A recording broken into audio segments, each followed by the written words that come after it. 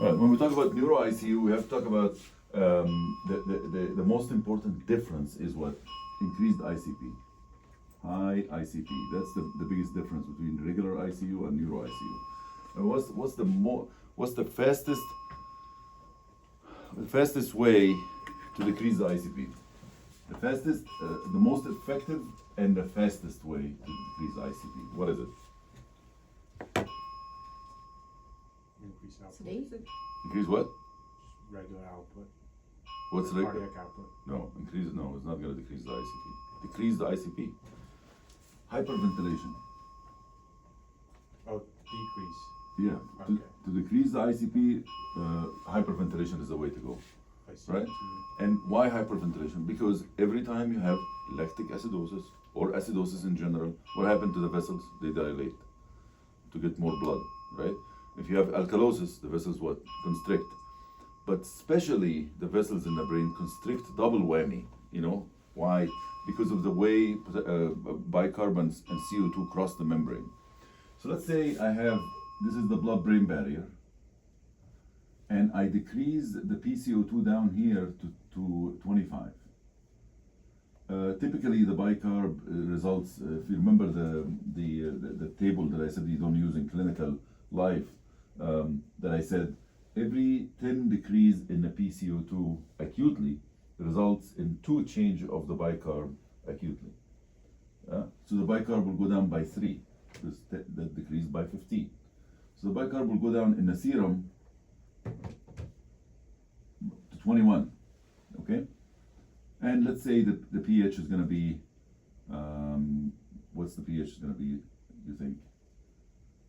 Every 10 changes of the PCO2 result in 0.08 change in the pH in the opposite direction. So this is a change of 0.12, the pH is going to be 7.52. Okay, so that's happening in the serum. So if I do that in the serum, all the blood vessels in my body is going to be constricted, right? But the PCO2 and the bicarb also cross the blood-brain barrier. The PCO2 crosses so fast and equilibrates so fast across the membrane. The bicarb takes 4 hours. So the PCO2 that was 40 in the CSF will immediately become 25, and the bicarb that was 24 in the CSF, it will remain 24. It's not going to be 21. After 4 hours, it's going to be 21. So the pH inside the CSF is going to be 7.55. Right? This is just arbitrary number, but it shows you that when I do alkalosis, I constrict all of my blood vessels in my body, but especially the blood vessels in the brain for the first 4 hours. If it's respiratory alkalosis, obviously. If I give somebody bicarb, it's not going to make it to the blood-brain barrier across the blood-brain barrier for 4 hours. So I'm not going to be fixing anything, you know, for what I need to fix. The brain is made of 4 components. So there's 4 components in that skull. There is the CSF. Okay. There is blood vessel. There are tissues. And there is interstitial edema or interstitial fluid, right? Or anything else. So if there is a tumor, it will take space in the brain, and in order to fit the same amount in the skull, you have to like kind of get rid of one of those. Either the blood vessels empty a little bit, this one is emptying a little bit, or the interstitial edema is less. Or if you have edema of the brain, right, you have to compress the cells, for example, or compress the blood vessels, whatever. Something has to be compressed. Yeah. Is that that Keller doctrine? The Kelly-Monroe doctrine. Yeah. Is that what you're saying? Yes, that's okay. the Kelly-Monroe doctrine, which is Nice. yeah, it's very important, the Kelly-Monroe doctrine, because basically it kind of talks about volume and pressure. And I wish radiology one day develop something that we can look at the CAT scan. I mean, there are scores and grades for everything. Subarachnoid hemorrhage. There's a scoring system for it, and there's the subdural hematoma. All of these things have scoring systems for it, but we don't have a scoring system to tell us what is the ICP without putting a monitor. That would be so useful. I have my own score, but it's just like it's like very crude. You know, somebody's like whatever, I'll tell you that when we move on. But basically, what happened here is that you have sulci and, you know, like the brain looks like this, right? So all of these empty spaces here are made, it's almost like a shriveled balloon. And you have some area in the, you know, in the beginning where you can increase the volume so much, but the pressure remains the same. You know, because, you know, the balloon is now not shriveled anymore, right? So anyway, so when you have a tumor here, the first thing that it does, it compresses the cells around it or the tissues around it. The next thing that it does, it actually kind of compress the lateral ventricle, for example, or any CSF containing body, right? And then it starts to push, and then flatten the sulci. The sulci starts to flatten here. And then one of the last things that happen, it will start to push the midline. So midline shift, they call it. You know, you have a midline shift. And after all of this, after it pushes then it starts to herniate through the foramen magnum, and that's when patients die. Right? So you have a lot of things that will happen first before you reach that level, and of course you have to be careful, right? And that's why I'm saying if we see these signs and we can quantify it using AI or something, we can actually say at the end, okay, see, it looks like the tissues are compressed a little bit. We have like whatever factor, housing, whatever. Just come up with any, you know, thing, and then we'll say, okay, see, these tissues are compressed, and that's the score. And then, you know, we have the flattening of the cell size. So the score will be X, Y, Z, and then we can react to patients this way. The Kelly-Monroe, I'm just going to give you a very rare case, but it's actually highlights this. So we had a case where the patient had a post-dural puncture headache. Post-dural puncture headache meaning it happens by what? You know, epidural goes in the dura, epidural needle punctures the dura inadvertently. So fluid comes out, it leaks from the spinal cord, so all the fluid are kind of draining out from the brain. And then you start having hypotension of the brain, like decrease, that's the opposite of this, then we have decreased ICP in the brain. So when you have decreased ICP, the meninges, this is the skull and this is the meninges, starts to pull down. Because things are going down. There's a force pulling things from me, so everything goes down. So meninges go down. There are veins that cross between the skull and the dura, like this, perforating veins like this, right? Unnamed. There's so many of them, right? When this becomes stretched, go down, these veins are stretched like this now, right? And when they get stretched like this, they're prone to bleeding. So this was the perfect storm. The patient had preeclampsia, so she already had vasculitis. She already have severe hypertension, and everybody's like dilly-dallying. Let's consult the hospitalist. Hospitalist come in and give her 10 milligram of PO hydralazine. I'll see her tomorrow. And then let's consult the anesthesiologist to do a blood patch, right? To patch the thing so there's no more leak. You know how they do the blood patch, right? They put a epidural, and then they take blood from your own blood and inject it in the epidural space, and that actually seals the, you know, and even if it doesn't seal, it actually increases the pressure in the epidural space, so it prevents any more leakage. But whatever it is, it stops the leakage in 95% of people, right? So anyway, none of the people, the anesthesiologist said, no, we're not going to do it. The other one said, 10 milligram of hydralazine, and the patient remained hypertensive and with vasculitis. Vessels are weak, right? And what people didn't put into account is that the blood, the intracerebral pressure is low. So now the pressure inside the vessel minus the pressure outside the vessel is exaggerated. The blood pressure is 170 inside the vessel, so it's so high. The pressure inside the brain is supposed to be 10, for example, but now it's 2. So the difference now is even more exaggerated. Nothing to buttress these vessels, like you can kind of tamponade these vessels, and you have vasculitis. So she had a subdural hematoma from a stupid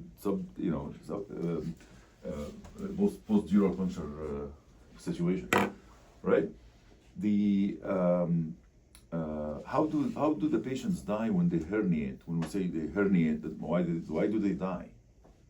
Like what makes them die when we herniate? Anoxia? I know, but why they become anoxic? It's Because of Function of the depression? brainstem. The pressure, yeah. So, but why is the brainstem compressed? Around the cells, It like goes the inside. cells? It goes inside the hole. So if the hole is so small, it won't go inside the hole. So it's not going to be compressed. But they're compressing the cells and the vessels? Like The vessels. So it's stretched. So basically, the brain looks like this, and this is the cerebellum like this, and this is the brainstem. There are vessels that are coming from the basilar system and the vertebral system here that are going to the medulla and the pons and the midbrain medulla, pons medulla, and then when this goes down through the foramen magnum, these vessels are so stretched that there's no blood flow, and then you stop the respiratory center and the cardiovascular center. You have cardiac arrest. Before that happen, you'll see something called what? Before patients, what do you call it? Where it's like they're hypertensive and Brady. The Cushing's response, Oh, right? Cushing, okay. So hypertension, bradycardia, and dilated pupils bilaterally. Why dilated pupils, by the way? Why the pupils dilate? Why does that have to do with anything? Because you got cranial nerve 3. Yes, so cranial nerve 3 gets affected first, and it basically it has a long course from there, occipital all the way here, and it's easily affected by increased ICP. So that's one of the first brain, cranial nerves that get affected. Anyway, so we got that down, the Kelly Monroe. See what you've done? You wasted a half hour now. All right. So hyperventilation. But then when I was young, they told me you have to hyperventilate 25. Why is the number 25, by the way? Why is the maximum hyperventilation is 25? We don't want to go ever below 25.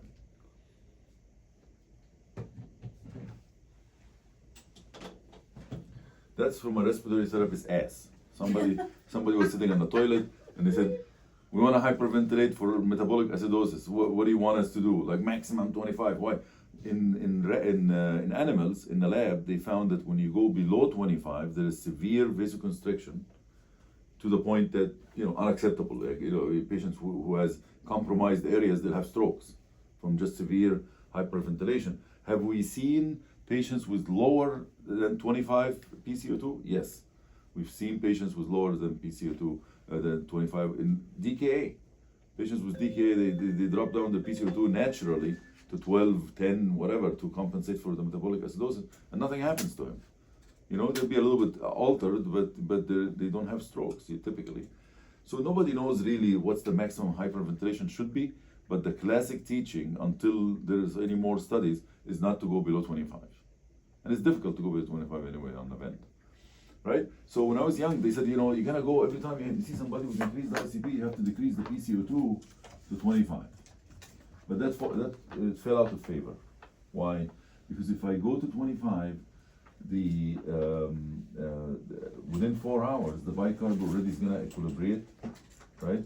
And this benefit of 25 is gonna be negated, partially at least, right? And the more I stay, by the way, so this is the acute change. The bicarb here, acutely, is gonna equilibrate with the brain, and within 4 hours, the bicarb will be 21. But remember, if I do that for a day, the kidney is gonna lose bicarb anyway. We're not talking about acute change anymore. We're talking about chronic change.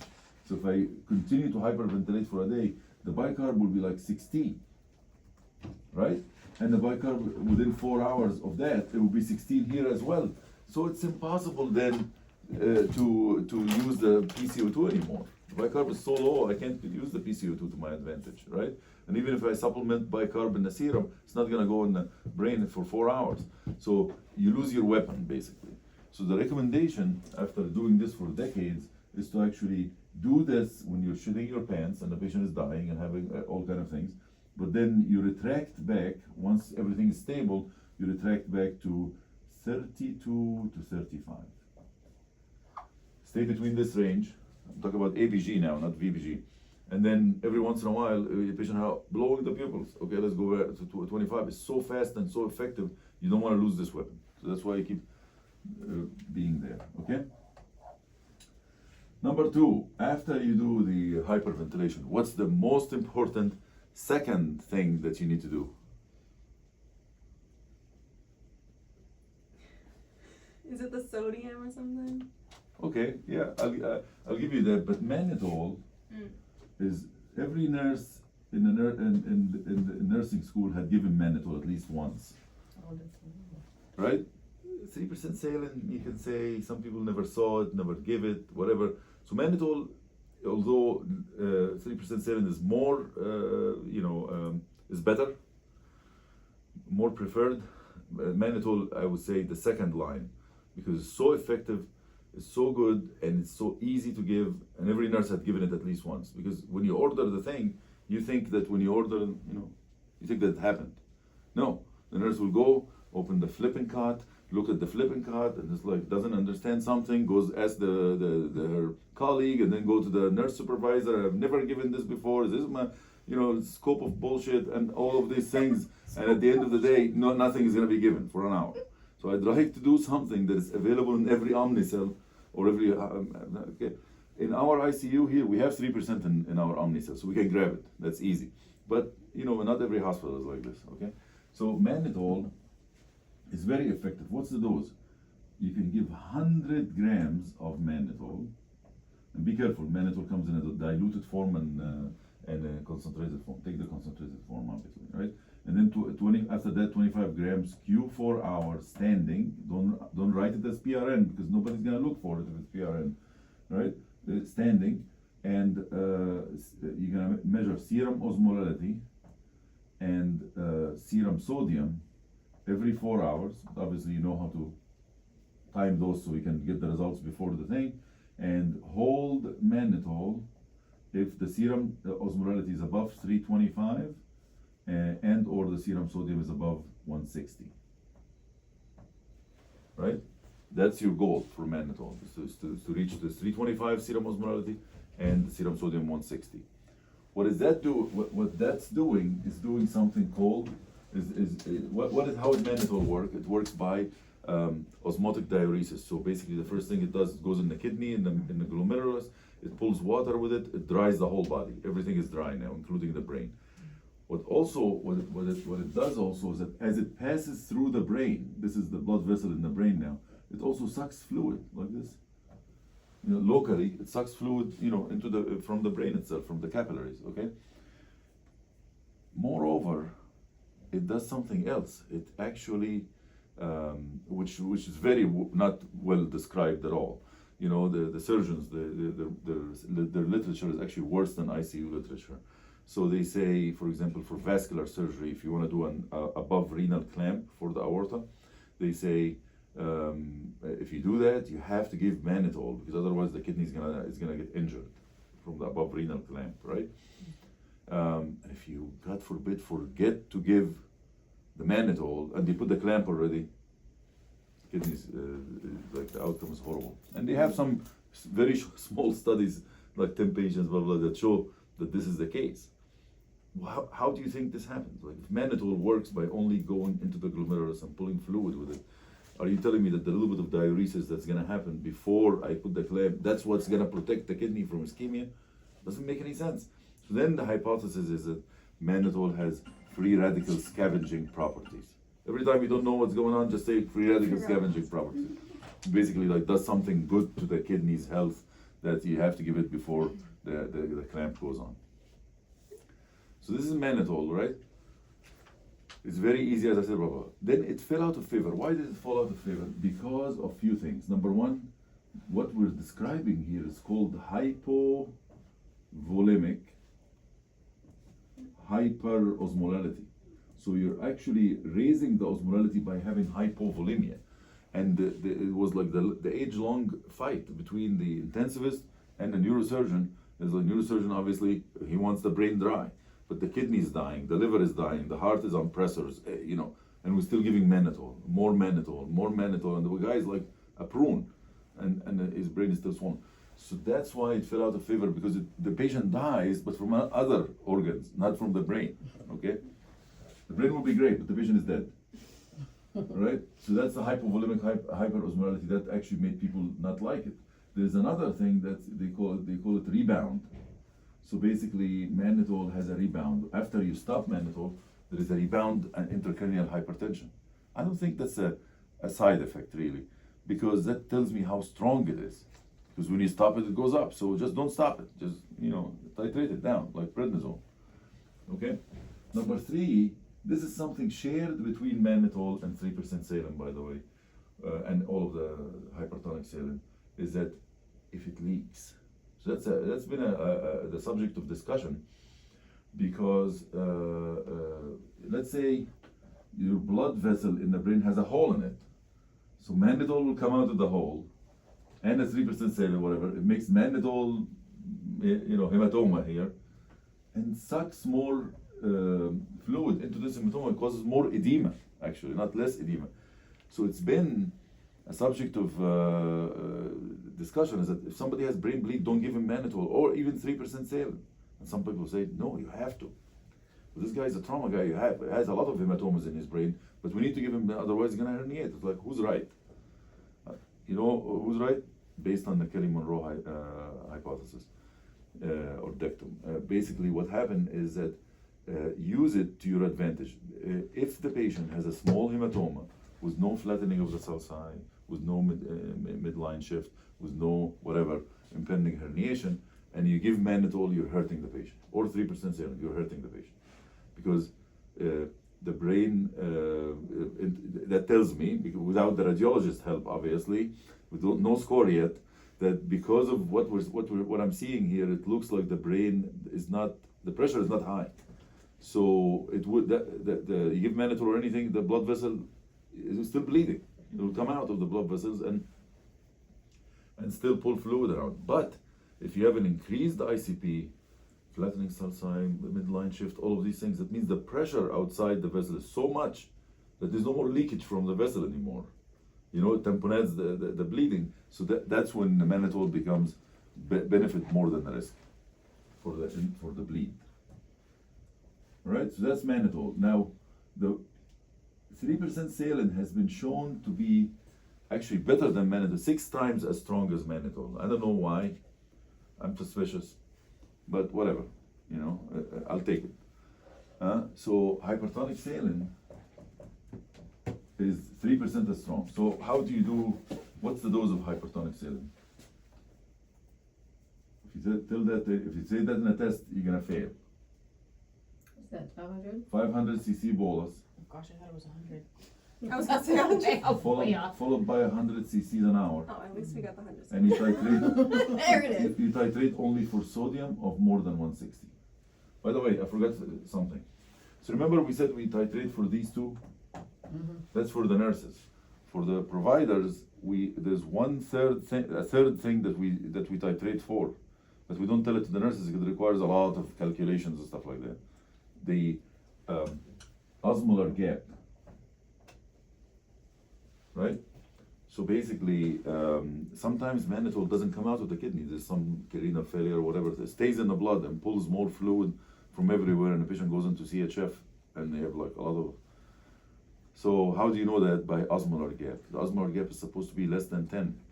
So how do you calculate the osmolar gap? 2 times the sodium. Yeah. I think it's glucose of 18. Glucose divided by, this guy is good. This guy is good. This guy. And Is that bicarb? BUN BUN by 2. by 2.8. Plus in Brockton, alcohol divided by 4. So that's the serum osmolality. Okay? But so that's the calculated one. You can do it obviously on MedCalc, but that'll be bad. Right? So serum osmolality. There is a measured osmolality. If you find that the measured osmolality is higher than the serum osmolality by more than 10, that means there's something missing. There's some osmol that's walking around in the blood and we don't know what it is. Right? So that's why, that's when we stop the mannitol. That's the third reason to stop the mannitol. He's on my All right, schedule. going back to hypertonic saline. Does anyone know if Joe worked Monday night? Yes, Yeah. he did. So So he did. sodium, we're reaching sodium 160. This is better because it does what? Euvolemic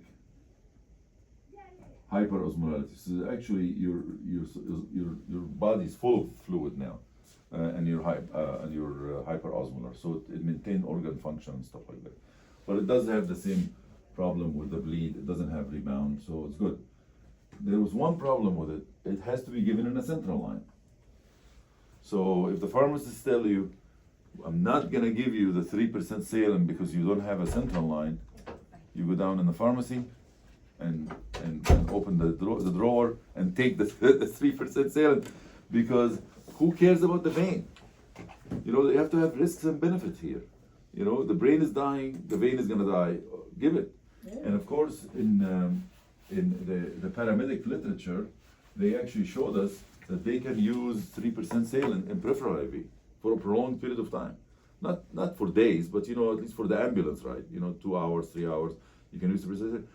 And it's actually used in wars now. In war zones, right, when they carry the things, and in ambulances sometimes. When you give 1 liter of 3% saline, that's equal 3 liters of normal saline. It just pulls from all of the interstitial fluid and actually makes it into the blood so you can resuscitate the patient correctly, right? So that's why they resuscitate using that, and it's actually less to carry. It's 1/3 of what they can carry, they should carry, you know? Stuff gets heavy. Yeah, so yes, we know that with 3% saline can be given, but there are other forms. 7% saline, that's 3% saline, right? And there is 23% saline, and that actually is available. We don't have 7, but we have 23% saline. You give only like 30 cc's or 40 cc's, and sucks from everywhere. But this you can't Just give in a once. peripheral You IV. give it Once, once. yeah, give it once. You can't give it in a peripheral IV because it's just not gonna reach. It's like this thing is gonna be like the Dead Sea. It's like, whoop, done. Just clot. Just take it, put it in a museum.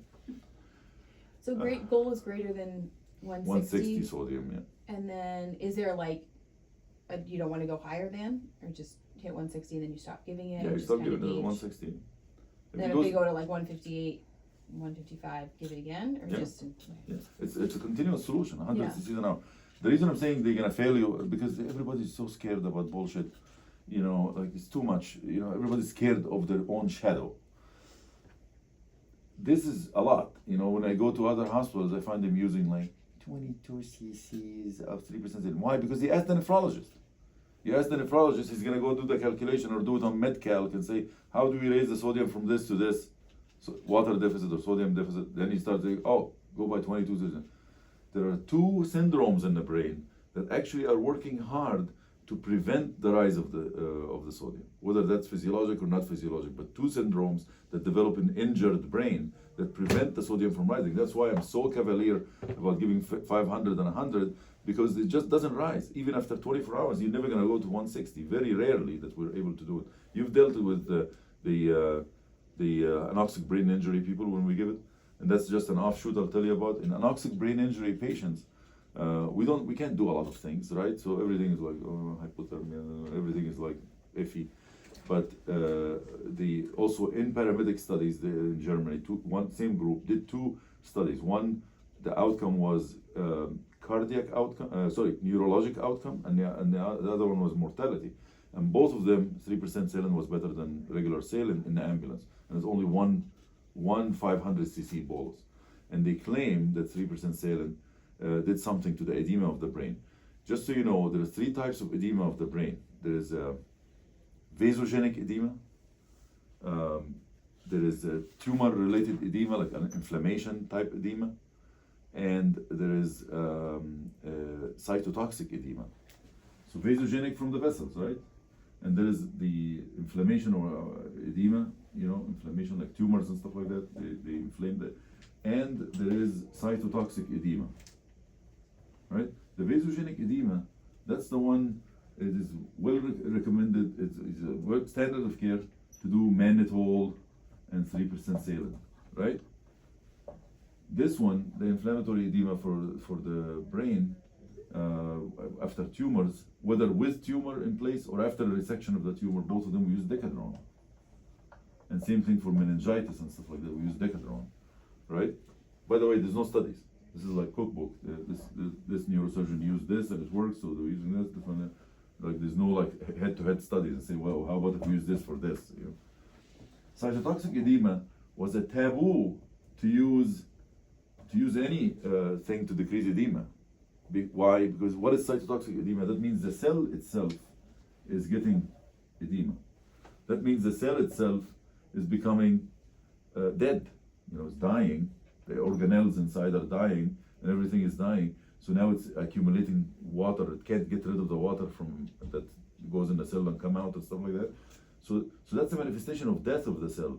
So people were saying, since I was young, they were saying, don't use anything for cytotoxic edema, you're wasting your time because this cell is dead already. It doesn't matter if it's small or big, it's dead.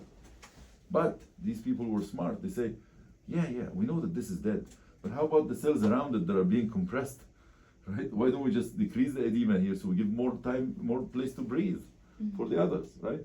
So that's why we use 3% saline. It's not standard of care, but we use it here. It's not going to hurt anybody. These people who are anoxic brain injury, put them on 500 cc bolus and followed by 100 cc's an hour. We have to measure the sodium every 3 hours, and then it goes to above 160, then we stop, right? So that's that's why we use it, and that's why it's difficult, okay? So what are these two syndromes, by the way? There's two syndromes that decrease the sodium all the time. One of them is SIDH, very famous, right? And the other one is cerebral salt wasting syndrome, right? So SIDH is increased secretion of ADH, right? Antidiuretic hormone. So it retains water and makes the sodium low. So it's euvolemic. Yeah, you're euvolemic because you have just more water, and that dilutes your sodium, right? The cerebral salt wasting syndrome, it's actually increased secretion of what? BMP. BMP, the brain natriuretic peptide, that peptide allows you or increases the secretion of sodium, loss of sodium in the urine. When you start losing sodium in the urine, then you follow with water follows, and then you become hypovolemic. So this one is extremely hypovolemic, and this one is euvolemic. That's how you know the difference. Of course, how are you going to know that? Very difficult to know hypovolemic versus euvolemic. By the way, this happens more frequent. This happens very rarely, mainly in subarachnoid hemorrhage. But it's mentioned a lot in Neuro ICU, ICUs in general, like something that talked about a lot. Okay, so but how are you gonna know? It's like CVP, blah, blah, blah. Okay. The most important test is the urine sodium. This is called brain natriuretic peptide. So this one, the urine sodium is 40 to 100. Here is above 500. If you find the urine sodium above 500, you got a diagnosis, right? That's cerebral salt wasting syndrome, and the treatment is salt tabs. There's a lot of salt tabs going around in the Neuro ICU, by the way.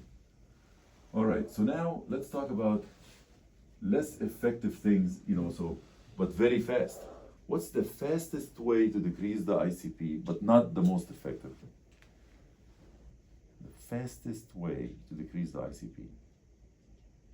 I thought the fastest was the hyperventilation. It's the fastest and the most effective together. There's one faster than that. You can do it much faster than hyperventilation, but it's not effective. Decreases the ICP, but very mildly. Steroids? No. Elevation of the head of the bed. Ah, So if you call the neurosurgeon boy, you have to to be come 15. and put a bolt in your patient, Yeah. and he finds the patient flat because whatever hypotensive or we're changing him or whatever, he will flip out. You can't. You have to have it 45 degrees or higher, right? Because the veins that are draining, the brain. Okay, next, other things. For example, which line do you prefer in these patients? The neuro with ICU, with ICP elevation? Which line? Yeah, subclavian or IJ? IJ, I'm guessing. Subclavian. 50-50. It's like I have It's no too idea. late. Why subclavian? Because the IJ is one of the 4 veins that are draining the brain. So theoretically, you don't want anything there, you just want a drainage to be okay. Next, seizure prophylaxis. Oh my God. Oh my God. Like people kill each other. There's like the fights, the cults killing each other, and there is a lot of defectors, and there is a lot of people that are double agents, and all of these things for seizure prophylaxis. Okay, so seizure prophylaxis for those patients. I would absolutely 100% seizure prophylax each one of them. For what? Okay, so, but the answer in the test, anytime you are on any test that says somebody has something in the brain, anything, and it says seizure prophylaxis, say no. The answer is no. That's what they want you to do. Like you know that this is what they're trying to push for. All the clinicians will do seizure prophylaxis. Yeah, Why because do that's they what say they no? always, So yeah, what's they the always back- put why that. do they say no? So I'll tell you the rationale. So Okay. what happened is that, okay, where does that come from? Blood in the subarachnoid area, it stimulates the neurons and causes a seizure. Okay, so we know that. So people said, okay, well, there's a bleeding and whatever, we're gonna do seizure prophylaxis. At the time they did that, it was Dilantin. It was one of the worst seizure medication. It has a lot of side effects and blah blah blah blah blah. So we put people on Dilantin, and then some great mind, you know, I hate, that's the problem. One person makes the wrong design of the study, and the whole practice goes down. So his design of the study, I'm going to take spontaneous bleeds. Somebody would just burst something, bleed. And I'm going to prophylax him with Dilantin. And because he's a neurologist, he prophylaxed him for 6 months. So the study length is 6 months. On the paper, that's a better study because it's longitudinal study, 6 months, blah, blah, blah. You spend too much time on it, all of this shit. It's horrible because who cares about them in 6 months? I don't care about them in 6 months. I care about them in the 7 days that they will be in ICU seizing. After that, they're at home. They can do whatever they want. I don't care. Yeah. They could be driving a car and kill a family of 7. I don't care. Oh my God. I don't. You can sue the guy who did the study, but for the ICU, I need them to be okay. Why am I so much of a stickler about having them, be seizure prophylaxis? Because of the subclinical seizure. I don't care about the seizure, that we see. If I can see seizure, great, I'll treat it, no problem. But if I don't see the seizure, what the seizure do? The seizure increases the metabolic rate by 500%. So the brain takes whatever. Remember the question that we made in one of the rounds, and we asked the nurse and said, well, not wooden. We were asking the Liz quiz to one of the nurses, and we said, if you go to the gym and you do like this for 1 minute, right? And we measure your lactate, and then you're having seizure, and the seizure is resulting in the same movement for 1 minute, and we measure the lactate. Which one is gonna give you the higher lactate? You're doing the same thing. The wouldn't you? seizure. It should be the same, right? Yeah. But But the the seizure seizure one- one is going to give you a higher lactate. Why?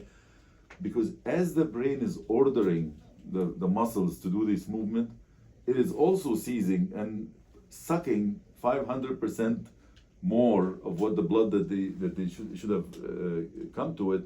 So that's why the muscles have no blood, so it becomes more anaerobic, right? So that's why I'm saying, I worry about that, because if you increase the activity of the brain, and then you increase the brain blood flow, right? What's going to happen to the brain ICP? It's going to increase. The blood flow increases. That means the vessels are engorged. That means ICP increase. And then they herniate, and they say, why did they herniate? Because of seizure. So that's why we don't like seizure in these patients, especially with increased ICP. They're on the edge. They're gonna. Okay. Obviously, you can do cerebral and all that, but still, there's some areas in the brain that are so deep that you can't get. So that's the seizure. Okay. So then, that's the Dilantin. So Dilantin, they considered it failed because for 6 months it has the same number of seizures as no Dilantin. Then Keppra came, and all of the new medications came, and they have much less side effects. And then the Trauma Society. So now there's the neurologists, they're doing for 6 months. The trauma people for brain trauma, they said, we're gonna use Keppra, and it's only I think for a week, right? And they randomized patients, and they found in the trauma patient, you should do seizure prophylaxis. So in the brain trauma patient, seizure prophylaxis is okay. In the spontaneous bleed, seizure prophylaxis is not okay. That's what they say, right? Is there an explanation? Yes, maybe. They said the trauma have the DAH, the diffuse axonal hemorrhage, when you have like something that gives you the concussion. So you have diffuse axonal hemorrhage and you have blood it makes things very irritable, and maybe that's why the trauma people have better results than the others when it comes to seizure prophylaxis, right? But I'm telling you, if you see it in the test, they want to convey this message to you, so just say no. The spontaneous bleed patients, the spontaneous bleed, the society people, the neurologists, they came back and said there are certain types of bleed that actually has more prevalence of seizure than the others. So they said convexity bleeds, the bleed in this area here, convexity bleeds have more seizure than subfalcine bleed in these deep areas in the brain stem or whatever, they don't have seizure. I think that's idiotic. Coming from a neurologist, that's idiotic. The convexity bleeds have a seizure, have most of the time seizure in the motor area that I can see. The deep areas of the brain has seizure that I can't see. So you can't compare these two and say this is more common than this. And they said that brain bleeds in general, not trauma, brain bleeds in general have 6% convexity bleeds, spontaneous convexity bleed have 6% chance of seizure. I have a problem with this number. When we go to anesthesia, we give ANSEF for thousands of patients. Millions every day in the country get ANSEF for a surgical site infection of 0.11%. Like nothing. And it's treatable and it doesn't kill anybody. You're talking about seizure, 6%, and you're saying that this is not worth, prophylaxis. That's why all clinicians use it, but nobody dare to say that on the test. All right. So anyway, number 8.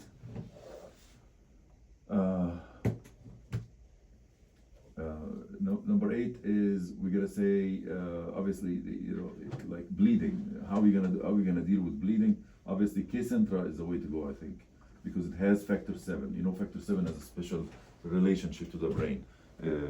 Factor 7 is what the brain wants to stop bleeding, basically, and that's why Coumadin causes more bleeding than all of the DOACs, because the DOACs don't affect factor 7. Coumadin affect 2, 7, 9, and 10.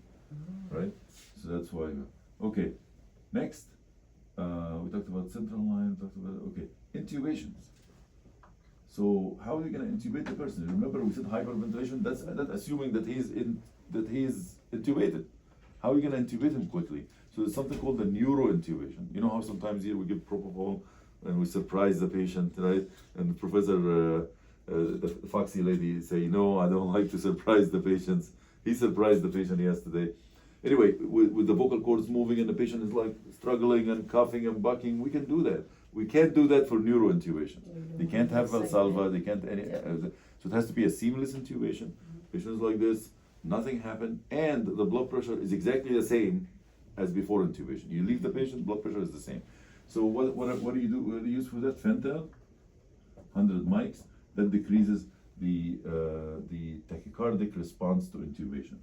Lidocaine, 100 milligram, that decreases the hypertensive response to intubation. And then you're gonna use the actual hypnotic, propofol, etomidate, or ketamine. Which one? Ketamine. Use ketamine for neuro intubation? No. Because wouldn't propofol or etomidate drop the blood pressure? Yeah, but that's risks and benefits here. So ketamine has been implicated in actually causing seizure. Oh. It's debatable still. Some people say no, it's not seizure. It's just hyperactivity in certain area. Ketamine works by remember she said dissociative analgesia.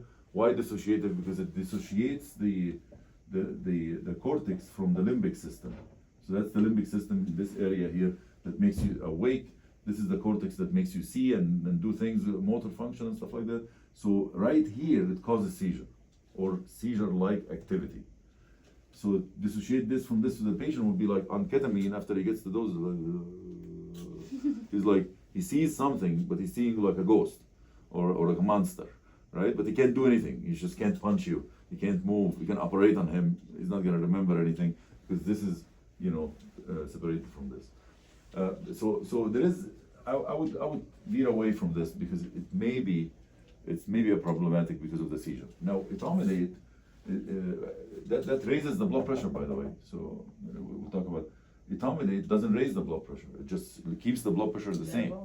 So it could be preferred, and the ER loves etomidate, but it also decreases seizure threshold. It doesn't give you seizure, but it decreases seizure threshold. If you have a condition that may result in seizure, you might want to avoid etomidate.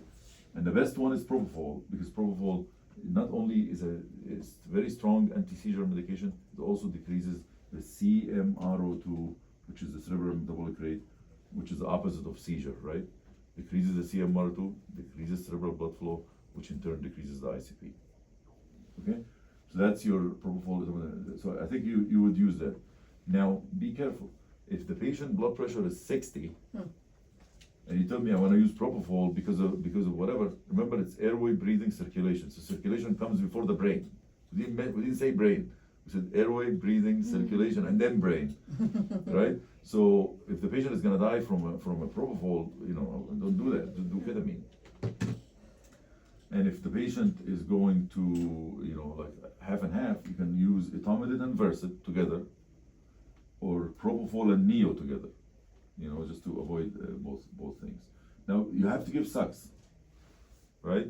Succinylcholine, you have to paralyze the patient, so or you have to give double dose rocuronium, like we talked about, 1.2 milligram per kilogram. That paralyzes the patient with no Valsalva. And then you have to have nitro and Neo on a clamp, meaning that nitro and Neo that you can just do like this, not on pumps and stuff like that. So it's fast. It's very fast, right? And that because when you push the medication, the patient in the next minute is going to have low blood pressure. When you intubate somebody, the patient is going to have high blood pressure. And then when you leave the patient and go, is going to have low blood pressure. So the blood pressure is up and down. When they suction the patient is going to have high blood pressure. So all of these things you need to do a little bit of fast actions with this.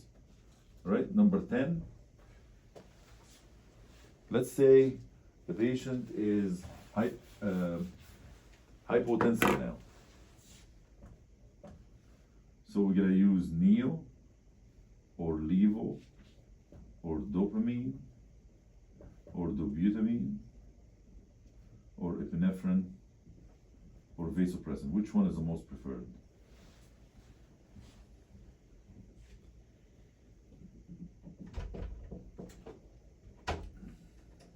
Doctor, Professor, Hi. how are you? I just had to pick up something. I'm sorry about Thank that. the test. The test. I bet you she passed. Oh my God. Hey, I talked to my son yesterday. He'd totally do it. Okay. Yeah. Okay, let's do it. Well, after college application. So Sure. I'll let you know. Sure. He was excited about Yeah. it. Earlier here you mentioned Nitro, Neo on the clamp. Ah, she's So- cheating. She's She's like, cheating. I'm gonna go with Neo. Neo's number one. Yeah, Neo. Neo's number one. Yes. That's a good way. But why is that? Because the brain and the spinal cord, the blood vessels don't have alpha-1 receptors. So all of the things that work on alpha-1 is not going to constrict the blood vessels, is not going to cause a stroke. It will just constrict the blood vessels outside the brain and raises the blood pressure so you have good perfusion, right? So Neo, 2+ is alpha-1, but no beta-1. So that means it will give you reflex bradycardia. And it will give you reflex bradycardia. What does that do to the cardiac output? Decreases the cardiac output. When you decrease the cardiac output, what happens to the brain blood flow? Decreases the brain blood flow, and that decreases the ICP. So you will raise the perfusion pressure, but the amount of blood that is circulating in the brain will be less, and the ICP. So the Neo decreases the ICP. That's the only one actually that decreases the ICP. Vasopressin does too, but I'll tell you why we don't use it. Levofed is 4+ is alpha and 1+ beta. That 1+ beta is bad. It will increase the cardiac output, blah blah blah. This one is horrible, obviously, because of the amount of beta-1 here. The butamine is the worst because it will just work on the beta. There's no alpha even at all, and beta-2 even. Oh my God, dilate the blood vessels in the brain too much. And then this is horrible, epinephrine, because again, it's 4+ is beta-1 and 3+ is alpha and also beta-2. So okay, vasopressin is V1 and V2 receptors. They actually constrict the blood vessels and it causes bradycardia. So it's like Neo. But there are V1 and V2 receptors in the brain, so it will constrict the blood vessels, and we worry about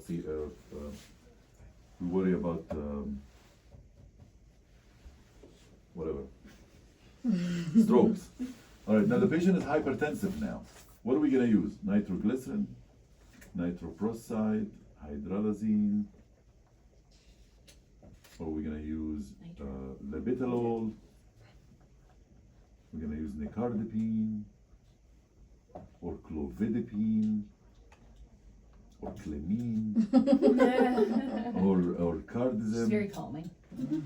cardizem, verapamil,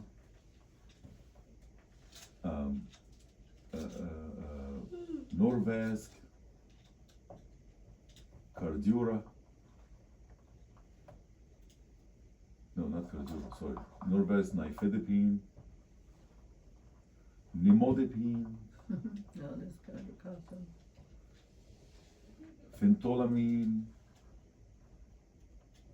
phenoxybenzamine, Now you're just making shit up. Cardura, and then minoxidil. Oh my Minoxidil God. is very appealing, right? You put it on the brain. And the head also, you know, you have hair, you use that. Nitro patch. And Rezerpine. Yeah, Which one we're gonna use?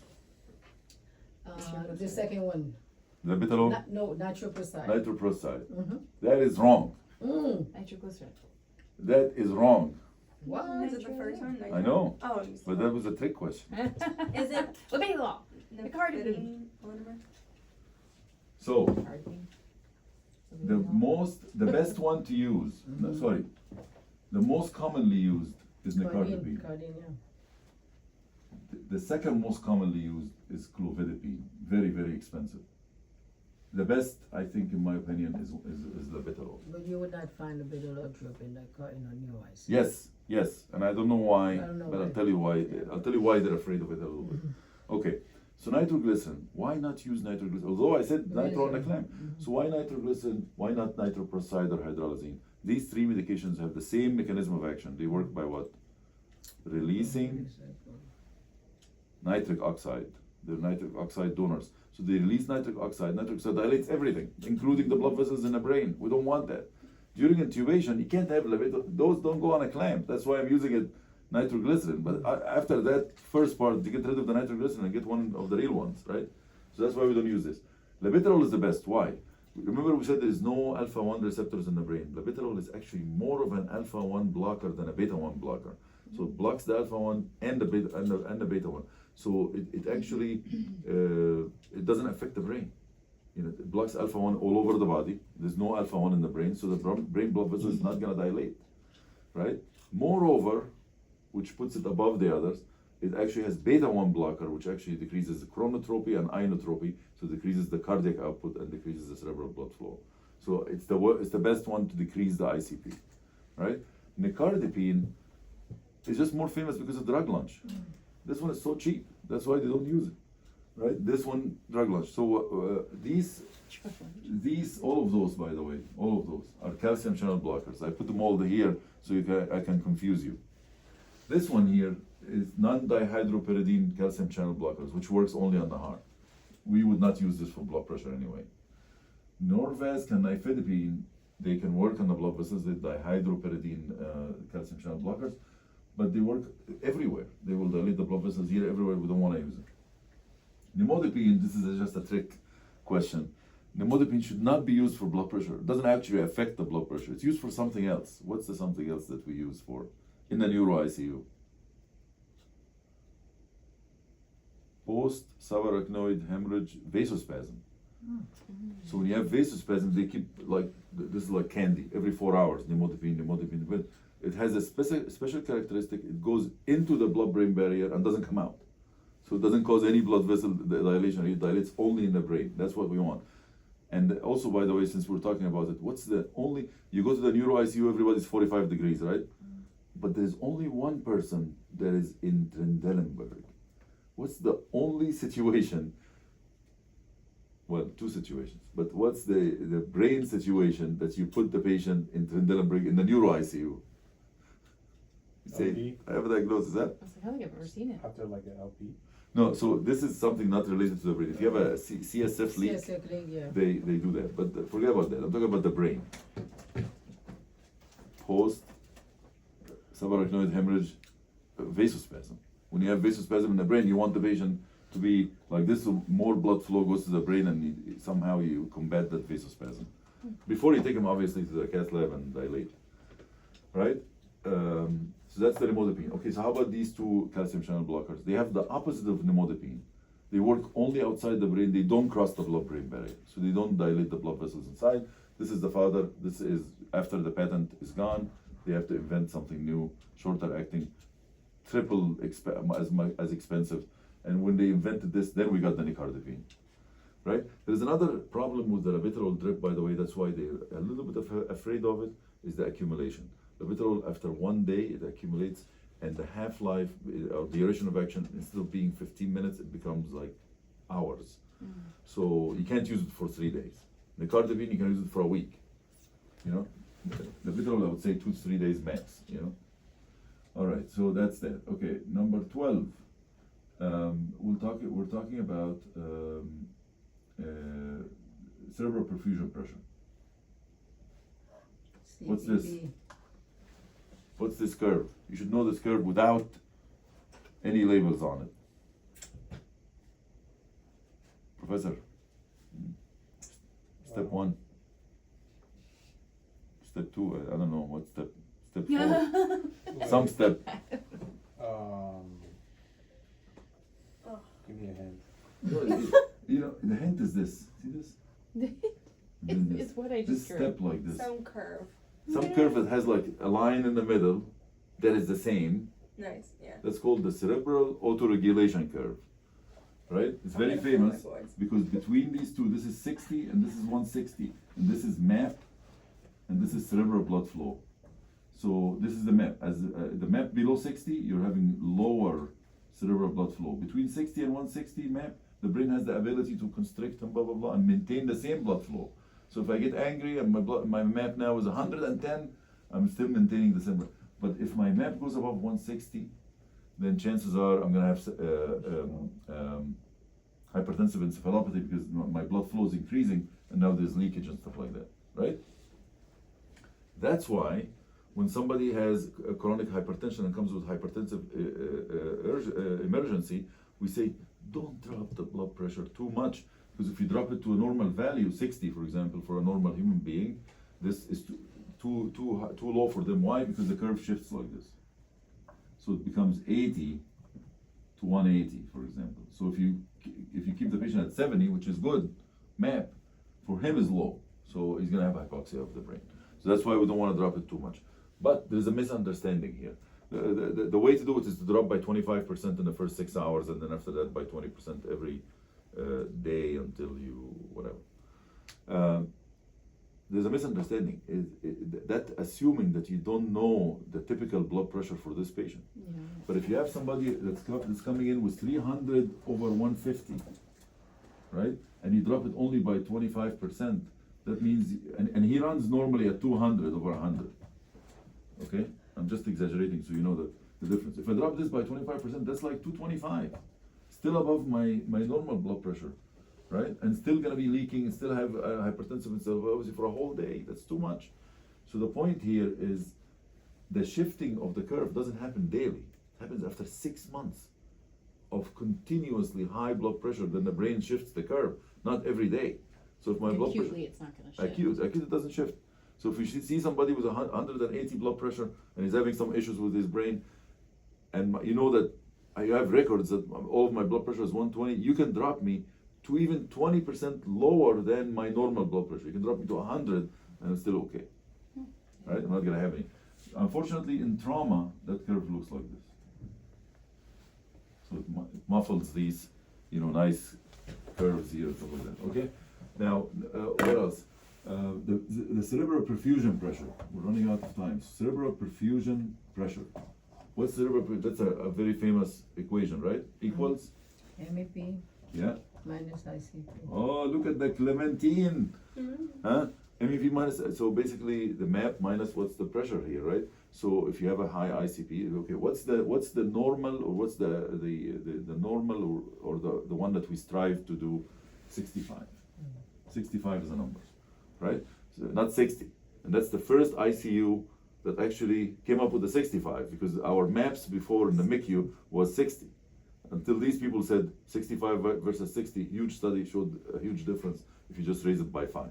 So the map, so you can imagine, what's the normal ICP? Below 10, let's say, right? When you start increasing your, so I'll tell you my scoring system until the radiologists wake up. Yeah, 15. My scoring system is that if the patient is having, midline shift, some flattening, whatever, blah, blah, blah, but he's still awake, his ICP is 20. I'm simple guy. If the patient loses consciousness with any of the above, his ICP is 30. And then if he has any other signs of blowing pupils or Cushing response or whatever, the ICP is 40. I don't have neurosurgeons, so I just have to do it this way, right? And we don't have bolts either. So after you intubate somebody like this is nerve-wracking, by the way, and he's unconscious, you intubated him for increased ICP, you're gonna assume that the ICP is 30, and you want this to be 65, so what will be the map? 95. So the patient is bleeding, and you will put the patient on Neo to raise his blood pressure to map of 95 and systolic of 160, and everybody's going to be saying, why are you doing this? Because otherwise we're not perfusing the rest of the brain. Okay? Now, last things, strokes. So stroke, ischemic stroke. What will be your blood pressure goal? Less than 1 point. It has to Greater be than greater than 220, systolic. Basically, it's not a goal, it's just it's called permissive hypertension. You let it go all the way to 220 because they assume that this is a physiologic mechanism to bypass the area of obstruction, okay? And of course, the diastolic of 120. These are your goals, okay? This is permissive, by the way, you don't do it yourself. So I asked a neuro intensivist before, and he wasted my time basically, there's no answer. I said, what if somebody comes in with a stroke and aspirated, and she's in septic shock? Her blood pressure is in the toilet Right, anyway. yeah, I don't know what her normal, people maintain 160, 140, and we let them. 180, we don't push them, right? So what do I push her to? Right. I put her on leave, how much do I push her to? There's no answer. He said there's no answer, we don't know. So I use 160. So if somebody's in septic shock, and he comes in with a stroke, ischemic stroke, I'm raising the blood pressure with levo to 160, okay? Now, there is a South Korean study, a huge study actually, and they used it only on patients with the small vessels, not LVO, small vessel stroke. And they actually used the Neo intentionally to raise the blood pressure to 220, and the amazing results for all of those patients, right? Did I tell you before that I believe in the conspiracy theory? I Which do. one? I do. I know about Because nobody wants to talk about this in any of the conferences here or any of the neuro ICUs because of the cost. If we adopt this study like this and do something similar and whatever, then we won't have ICU beds, enough ICU beds in the country. Because every stroke patient, we're gonna get them to the ICU, put an A line, and do raise the. If I get a stroke, please do that for me, please. Done. So I can either live and without stroke or die from bleeding. I'll be done. Anyway, so that's so have I done that before? Yes, 3 times with Dr. Gilbert. I don't trust any other neurologist. We had patients. In order to do it, you have to be very careful and you have to document everything, right? So a patient comes in, blood pressure is 160, and he's fine. Somebody give him labetalol or something like this, drops down to 140, 130, and then starts showing more signs again. So if you can document that, you can say, okay, he likes the higher blood pressure. I'm gonna use Neo. I'm gonna raise the thing to the high blood pressure. Okay, ischemic stroke with TNK or TPA. What's the blood pressure that you want to allow it to go above? We wouldn't want it to go super high, would we? Yeah, but what's the blood pressure? I'll say 160. 180. 160 is the old number. 180 is a new number, right? Okay. Now, bleeding stroke. There's no time I tell you everything about that.